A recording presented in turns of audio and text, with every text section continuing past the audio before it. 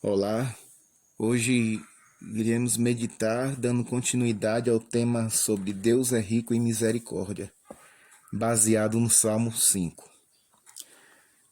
Davi desejava ardentemente se prostrar diante de Deus em seu santo templo, mas isso ele não considerava apenas um grande privilégio, mas o resultado da riqueza da misericórdia de Deus.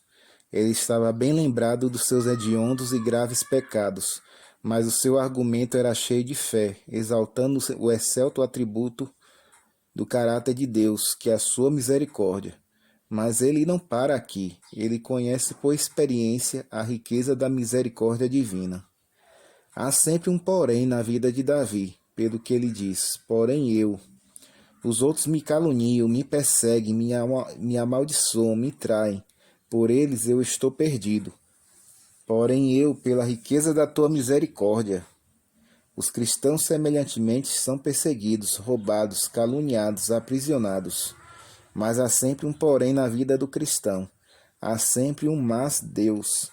É por isso que o apóstolo Paulo dizia aos Efésios: mas Deus, sendo rico em misericórdia, por causa do grande amor com que nos amou. Efésios 2, verso 4. Misericórdia é compaixão despertada pela miséria alheia. Davi se encontrava em miséria. Era um rei destronado, pobre, perseguido de morte pelo seu próprio filho Absalão. Ademais, ele estava oprimido por suas culpas, além de ouvir seus adversários dizerem que não havia escape para ele. Mas ele tem a esperança de que, por essa misericórdia, ele entraria na casa de Deus e se prostraria diante de seu santo templo, em temor ou em reverência. O grande anseio de Davi era poder entrar no templo que ele considerava santo, a fim de adorar o Senhor na reverência que lhe é devida, no temor que ele merece por sua glória e majestade. Mas o que vemos em nossos dias? Os que fazem os adoradores? Conversam animadamente, comentam negativamente a vida dos outros, observam as pessoas ricas e bem trajadas, menosprezam os pobres e incultos não muito bem vestidos, criticam os líderes e apresentadores, julgam os que erram, sentam e levantam várias vezes, divertem-se com um celular ligado, distraem-se com alguma criança, e a lista vai longe. Parece mais um encontro social. Onde estão, onde estão os cristãos que chegavam à igreja, cumprimentavam os irmãos sem excessos, procuravam os assentos, se ajoelhavam em oração, tomavam a sua Bíblia para lê-la em silêncio e meditação, procurando um encontro com Deus? Mas o que falta a esses adoradores? Falta reconhecer a necessidade que eles têm da misericórdia. Falta reconhecer a santidade do templo e a necessidade de reverência. Falta reconhecer o temor de Deus no seu santo templo.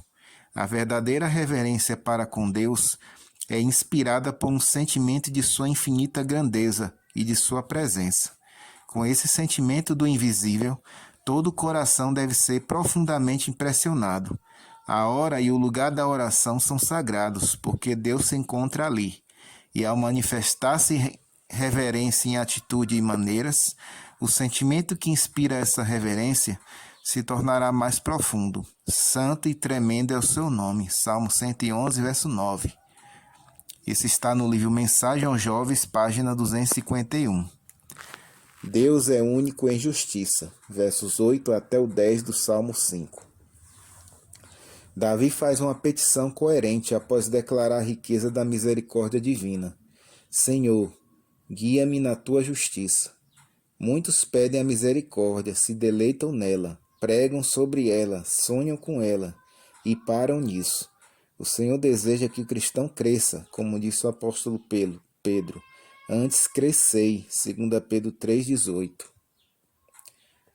Ele deseja que não só reconheçamos a misericórdia divina, mas que tenhamos os nossos olhos voltados para o caminho da justiça, rogando que Deus seja o nosso guia soberano para a justiça, a fim de que possamos andar no caminho de Deus. O que significa a justiça de Deus e qual é o seu caminho? Deus é a fonte da justiça. Só Ele pode ser completamente justo, porque só Ele é plenamente sábio e poderoso. É por isso que o salmista recorre a ele para guiá-lo na justiça. Ele designou o Messias como Senhor Justiça Nossa. Jeremias 23, verso 6. Ademais, o próprio Davi, no Salmo 119, nos declara o que mais é justiça. A minha língua celebre a tua lei, pois todos os teus mandamentos são justiça. Salmo 119, verso 172.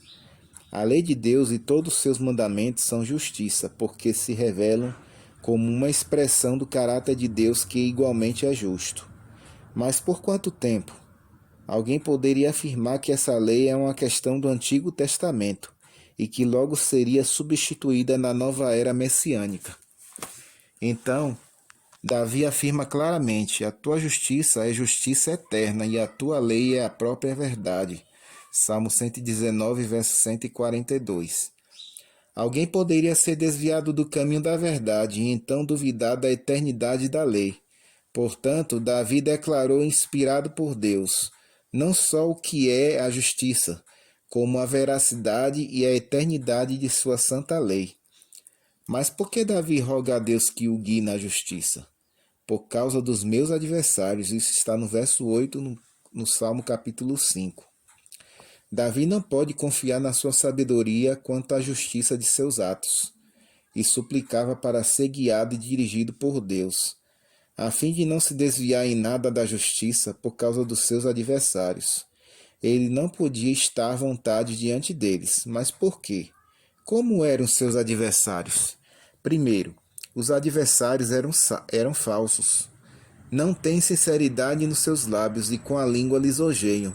Verso 9 do Salmo capítulo 5. Davi não podia confiar neles, nem quando se aproximavam com muitos elogios, porque sabiam que eram falsos e proferem mentira. Com efeito, a sinceridade era uma virtude apreciável, no tempo de Davi e em todos os tempos. A hipocrisia, a lisonja e o falso elogio, a mentira e o suborno das palavras sempre eram censuráveis, separando os amigos verdadeiros. Davi se lembrava de alguns de seus oficiais que se diziam fiéis a ele, mas que agora estavam engrossando a fileira dos seus inimigos, zombando e escarnecendo de sua situação aflitiva. 2. Os adversários eram criminosos. Verso 9 também diz: o seu íntimo é todo crimes, mas eles eram sanguinários. Verso 6. Eles planejavam nos seus pensamentos mais secretos e executavam a morte de inocentes. Um exemplo disso foi Joabe, que era comandante do exército de Davi. Ele era um traidor porque fazia as coisas sem que Davi o soubesse. Além de ser assassino, ele matou a Abner e a Amasa, grandes oficiais, à traição com uma espada, com a qual os feriu no abdômen, sem que sequer desconfiassem de suas intenções homicidas. Isso está em 2 Samuel 3, versos 26 e 27, e 2 Samuel 20, verso 10. Terceiro ponto, os adversários de Davi eram corruptos. A sua garganta é como um sepulcro aberto. A sepultura fechada gera corrupção. Salmo 16, verso 10. A sepultura aberta está pronta para receber as suas vítimas, e corrompê-las e destruí-las completamente. Assim os adversários estão prontos para receber-nos e levar-nos a perecer na mais sórdida corrupção. Estas palavras, entre outras, foram usadas pelo apóstolo Paulo, a fim de ilustrar a depravação universal da humanidade. Romanos 3, versículo 13. Quarto ponto, os adversários de Davi eram ímpios, ou seja, também eram inimigos de Deus. Nem todos os nossos adversários são ímpios. Há aqueles que nos perseguem, mas se dizem cristãos. Mas estes eram desprezadores da graça de Deus. Eles eram acusados de muitas transgressões. Isso indica a paciência divina frente à indiferença deles quanto à sua misericórdia e tolerância. Deus dá muitas oportunidades para os ímpios se converterem de sua posição contrária a toda a justiça, mas eles respondem com muitas transgressões, adicionando pecado a pecado e assim enchendo a sua medida da graça, que um dia se esgotará. Quinto ponto, os adversários eram rebeldes. pois se rebelaram contra ti. Ao se rebelarem contra o rei de Israel, estavam se rebelando na realidade contra Deus, porque Davi era um rei teocrático.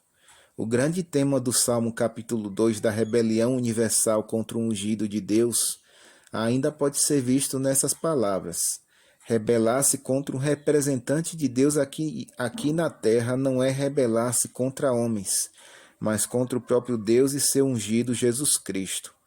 E isso pode ser contra uma autoridade qualquer, seja política, paterna, educacional ou eclesiástica. Muitos estão se rebelando contra políticos ou contra professores ou contra administradores ou pastores da obra de Deus. Essa é a nossa segunda parte da nossa reflexão. Que Deus esteja com cada um de vocês.